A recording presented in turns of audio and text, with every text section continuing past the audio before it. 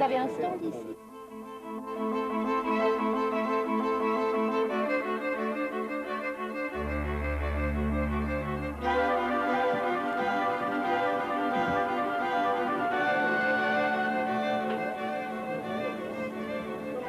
Tunique copte du IXe siècle ou tapisserie marchoise du XVIe siècle, le contact avec les pièces anciennes est habituel pour les spécialistes du textile venus d'Aubusson et de Felletin.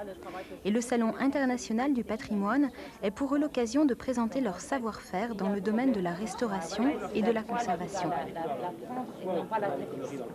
Donc par rapport à celle-ci, de la tapisserie, comme ça, elle n'est jamais... Expliquer le travail du restaurateur, c'est évoquer les techniques et leur évolution. C'est aussi aborder l'histoire des styles et des décors. Tous ces aspects de l'activité textile sont au cœur de la vie d'Aubusson et de Felletin depuis des siècles. Et les pièces présentées rappellent ce passé. Une tapisserie du XVIe siècle, très représentative du travail de l'ancienne province de la Marche, renvoie au début de la tradition des verdures.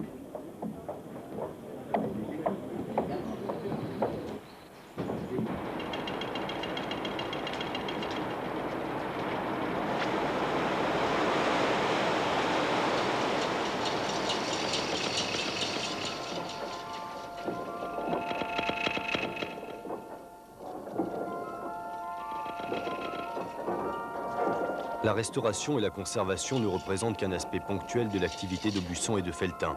Et ces villes font partie des rares centres où le travail s'est poursuivi sans interruption pendant des siècles. C'est un pôle textile qui existe maintenant sur la vallée de la Creuse, trouvant un équilibre entre tradition et innovation, entre industrie, art et décoration.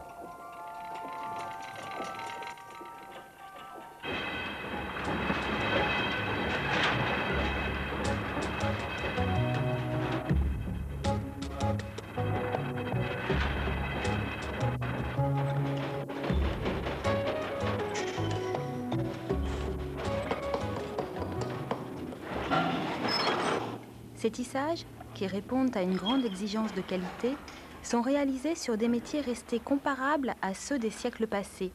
Mais le renouvellement esthétique ne cesse d'intervenir. Et au savoir-faire traditionnel sont associées aujourd'hui les techniques qui permettent une nouvelle approche de l'image. Cette gestion de l'image, on la retrouve dans le domaine industriel, où elle permet de concevoir des moquettes, modèle par modèle, répondant ainsi à la demande de marques prestigieuses. L'industrie textile, c'est aussi des liens avec des réalisations industrielles de premier plan, exigeant le respect de normes précises, par exemple dans le domaine des transports, lignes maritimes, compagnies aériennes, TGV.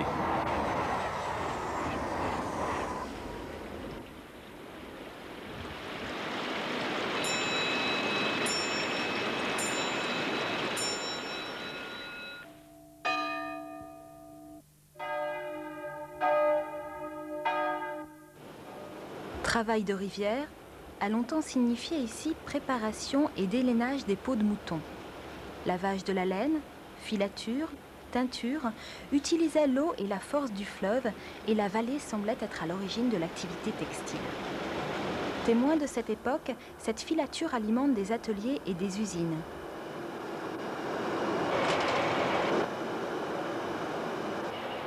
On sait ici répondre à la diversité de la demande locale, adapter le travail des machines à chaque type de laine, et ce sont des fils convenant à chaque fabrication qui arrivent au stade de la teinture.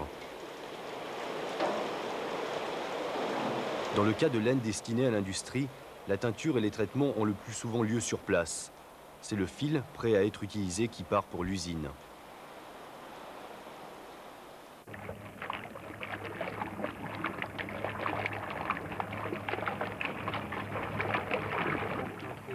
Dans les ateliers de tapisserie, au contraire, la teinture reste artisanale et l'échantillonnage des couleurs fait partie de la préparation du tissage.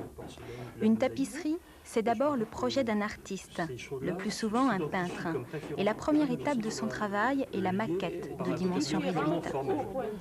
Cette maquette permet à l'atelier de préparer le carton à l'échelle de la tapisserie. C'est dans le passage de la maquette au carton que se prépare le travail textile. Choix des points, des reliefs, des nuances de couleurs souhaitées. Ces arabesques-là, on croit qu'il y a leur civilisation, peuvent faire référence à ces arabesques visuelles, ces références macroscopiques. Le tissage s'effectue sur un métier horizontal dit de basse lisse, traditionnel à Aubusson et Felletin. Les lissiers travaillent sur l'envers de la tapisserie. Ils sont guidés par le carton placé sous les fils de coton blanc de la chaîne.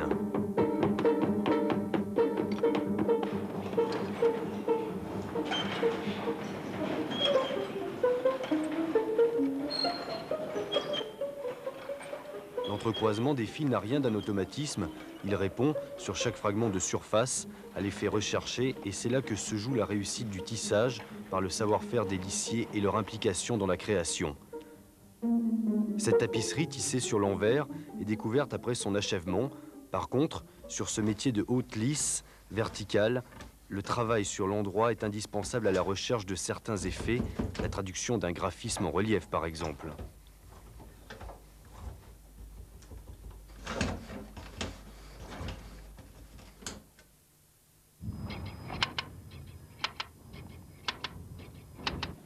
Dans les ateliers, la production de tapis fait partie des activités traditionnelles.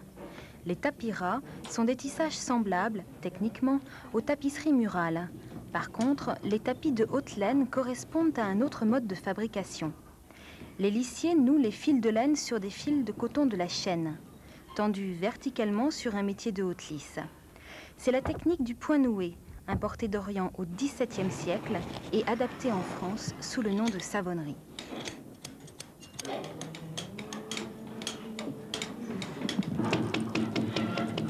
Les jaunes, il y en a 3. Non, c'est pas les jaunes. Il y en a 1, 2, 3. Non. 2, 3, 4. 3, 4, 5. Et puis le 4 là en dessous. Et là, 2, 3, 4. Obligé de les garder pour mettre sur le côté, là, noir et jaune. Je vais monter ça. Ici. La vallée de la Creuse, c'est aussi la présence de l'activité passée, le souvenir des lieux, la circulation des pièces anciennes qui arrivent ici pour être restaurées. Et de mettre mécanique dans cet atelier, à côté d'un tapis ras de la seconde moitié du 19e siècle, on peut voir des tapisseries du 16e siècle venues d'Anglars de Salaire, dans le Cantal, pour des travaux de conservation. Il s'agit d'un exceptionnel ensemble de 10 verdures. Elles sont parmi les premières attribuées aux ateliers de l'ancienne province de la Marche et elles vont retrouver pour quelques mois, au château de Villemonté, un lieu correspondant à leur origine. Le cadre architectural souligne les voyages qu'elle propose dans l'imaginaire des licornes et des griffons, dans l'exotisme de l'Afrique, mais aussi dans les proches paysages de la campagne et des hameaux.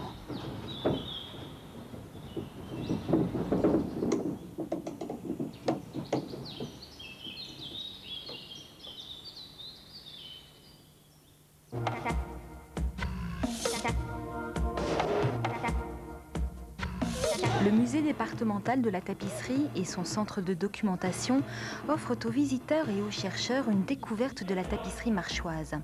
Consultation de données historiques et iconographiques, mais surtout contact direct avec les tissages. Dans cette exposition avec Jean Lursa, c'est la période moderne qui est évoquée. Les peintres cartonniers, la renaissance de la tapisserie, les liens avec les peintres, sculpteurs, architectes de l'époque, Braque, Vasarely, Le Corbusier, Jean Arp.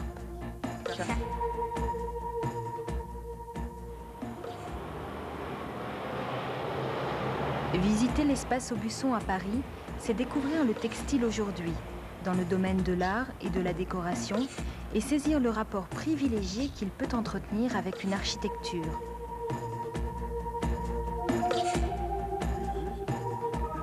Pour le public, la valeur d'une œuvre réalisée à Aubusson ou à Felletin est liée à la multiplicité des savoir-faire mis en œuvre jusqu'à son achèvement, mais elle est liée aussi à la réussite sur le plan esthétique et amenée à l'art textile des créateurs actuels mondialement reconnus est une démarche de première importance.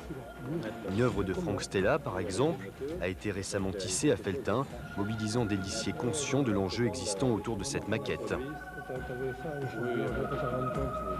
Et en forme, on sera beaucoup plus beau, parce que là, c'est Bernard qui a fait les champignons, il l'a bien fait, mais enfin bon.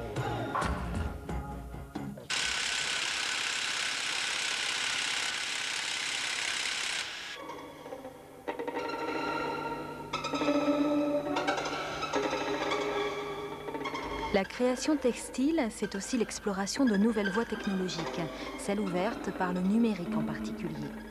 L'étude des rapports entre tissage et matériaux, entre tapisserie et granit par exemple, la simulation de l'intégration dans l'environnement conduisent à un élargissement des champs d'expression possibles. Fluidité de la mode, influence croissante du design, recherche de la rapidité de fabrication, tout cela conduit à une évolution des techniques.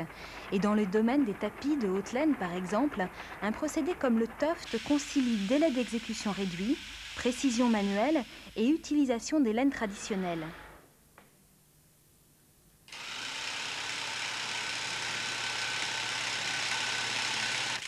Le fil n'est pas noué, mais fixé par une couche de latex qui sert de support au tapis. Le tuft se révèle très adapté à la création d'œuvres uniques conçues pour le marché de la décoration.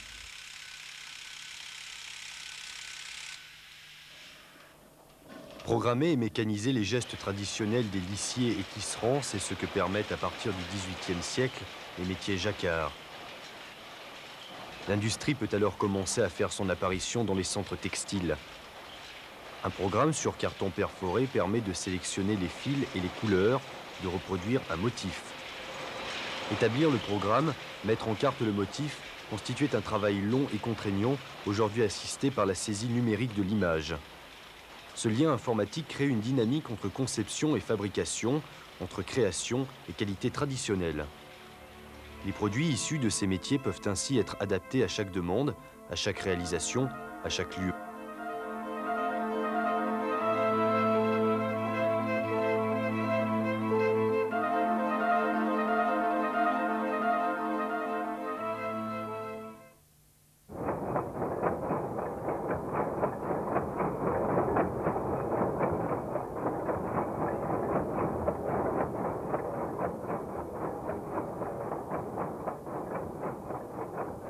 La présence du textile est une réalité ici depuis près de 500 ans. Ateliers, manufactures, usines s'intègrent dans l'espace de la ville. Un musée, des galeries, la maison du tapissier affirment la vocation culturelle du lieu.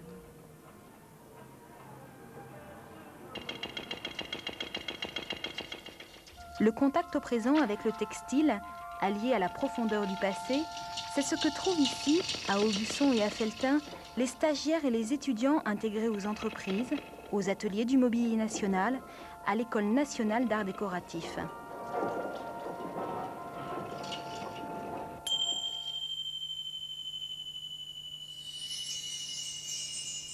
Formation scientifique et technique bien sûr, mais aussi exigeant et difficile apprentissage de la création.